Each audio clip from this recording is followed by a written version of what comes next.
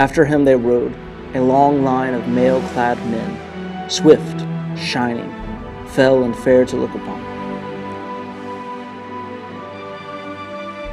The phrase fell and fair describes warriors of upstanding character, traits that the members of the Fell Company seek and want to uphold and exemplify.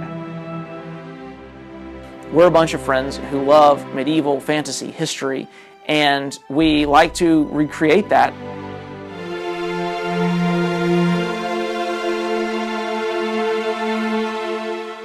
At Fell and Fair, the goal is to have that perfect balance between fell and fair, to be gentle and yet courageous, to be driven and yet know the time to be patient, to be fierce, but at the same time to be kind. So ever since I was a kid, I just absolutely loved history and storytelling and the ability to recreate that. I remember when I was about 12 years old, I played Edmund in The Lion, the Witch, and the Wardrobe in kind of a school play that we did. And even then I realized there were bad costumes there and I wanted to fix it. The weapons were horrendous as well, so I went and I fixed them all, and I found some shiny duct tape to put over the wooden swords to make them look like metal and that sort of stuff. So from that very early age, I was something of a perfectionist when it came to costuming and that sort of stuff. And then as I got into high school, we had the opportunity to kind of work with my friends in student film and that sort of stuff, and they always kind of came to me for costuming help and acting help and that sort of stuff. So I continued doing that, and then when I got into college, I decided, you know what, I'm going to do it all myself. So I made the costumes, I got a camera, I got some editing software, and I kind of made a pact with my friends that we were going to film these little 20-minute shorts of the Adventures of Robin Hood. So I started doing that. That was a lot of fun, and in that we developed a large horde of costumes and weapons, and we really kind of we got better gear, we got a better sense of what worked and what didn't. After several years of making costumes, I had somebody come to me and say, hey, you know, can we purchase a costume from you? And after doing that, I had more offers, and I was actually started thinking, wow, this could be something that I actually could make a living on and could actually, you know, support me. And it wasn't only that, though. It was this idea that not only could we make costumes, but we could make films. We could fill a gap in the market.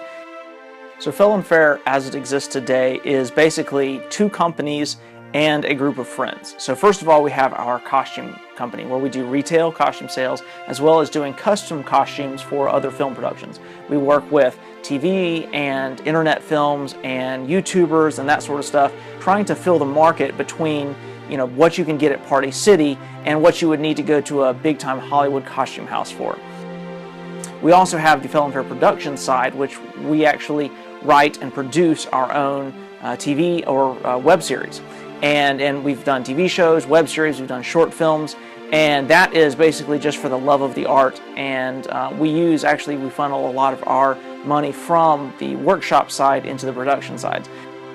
Then we have what we call the Fell Company, which is a group of friends who are artisans, craftsmen, enthusiast people that are historical experts, and these people get together several times a year to help train each other in their different crafts, to really enjoy the products of what we've been producing all year. I think it was Tolkien or Lewis who said, friendship starts when someone says, oh, you too. And that's word for word how it starts with the community at Fell and Fair. When I met Zan and we pretty much started doing little projects, really pushed me outside of my comfort zone as far as, you know, my capacity or my skill level. Being able to make the costumes or do photo shoots or dress up in the armor and that kind of thing, it gives kind of a perspective of how life is now compared to how it was, you know, 1,200 years ago. And that's something that the company members not only share with each other, but it's something we share with our followers as well.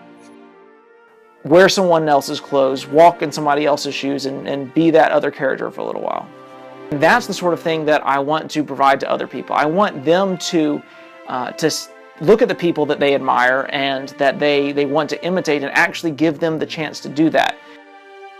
Not only is the fan base a support system, it's also contributors to the final products that we produce at Felon Fair.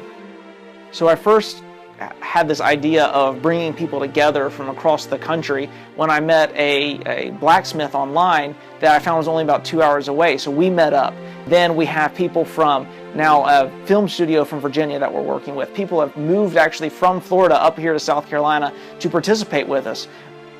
I moved up to Greenville to be closer to the shop and to have more hands-on approach with all the projects that we're doing. I definitely think it's worth it. Most of the people that we work with actually come from social media contacts. We've met over 130 people simply through Instagram. We would never have met them otherwise. So we're now spread throughout the country, so we're much more than Felon Fair, the company here in South Carolina. We're actually a nationwide organization that we call the Fel Company that meets multiple times a year and collaborates on many projects. Anything from our favorite video games like Assassin's Creed to our favorite historical books can inspire projects that the Fel Company tackles. So the content we create at Felon Fair isn't just about the visuals or action or adventure, but the meaning behind it. We want to be the ones who are reaching people and affecting people, not just through pictures, not just through short clips, but through stories. And anybody who loves history and fantasy and costumes and just cool skills like sword fighting and archery are going to just hopefully get wrapped up in this aesthetic that we produce. And we want to show stories of heroes and good guys and villains, but we want to give people good, noble role models. The underlying goal of Felon Fair is to preserve an age-old mindset, a society where it's not all about, you know, how much money you make or what your status is in life. It's more about who you are as a person and what you stand for. We're friends more so because of our characters and because of our personalities and our goals in life, not just because we all, you know, like medieval stuff. Well, the number one thing that I want people to get out of Felon Fair is community. As they involve themselves, I want them to find other people who love the same things they do and be able to go do those things with them. The community that Felon Fair has kind of built, it's one of a kind. The camaraderie of the people coming together, the friendships that have been formed from Felon Fair are pretty much lifelong. Whether your passion is costume making or, you know, swords or, you know, medieval things, find a good group of friends that you enjoy being around and that encourage you to be better than who you are. I think too many people settle for what they want to be and not necessarily what they should be. And having a good group of friends that basically doesn't let you stay where you are, but you have to grow. And that's what we do here every day. Really everything we do is something that I sit back and I'm looking at it like I never would have thought I could have been here, you know. Blacksmithing, just that kind of thing. That's not, you don't see that very frequently these days. So being able to do that is humbling because, you know, it's something that takes a lot of time to get good at. But that's the same thing with everything we do here. I mean, honestly, I never saw myself doing any of this stuff. So for our online followers and our active participants, Felon Fair cultivates a community of inspiration, adventure, and camaraderie. Having the community means pretty much everything. I mean, everyone's looking for something that ties them to someone else or to other people. And so having the community, the mindset of Felon Fair it's life-changing. It's just being able to meet together with friends and talk about things that you're all passionate about. It really is what you're looking for in life, I think. I think everyone's looking for that community, and we found it.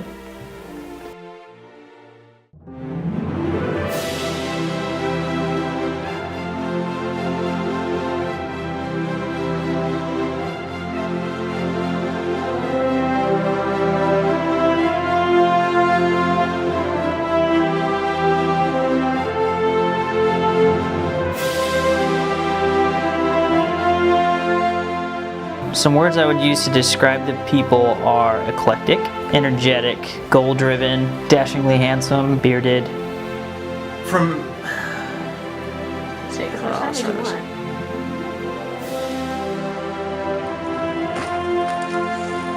Ha-ha! Keep rolling. That's a good one.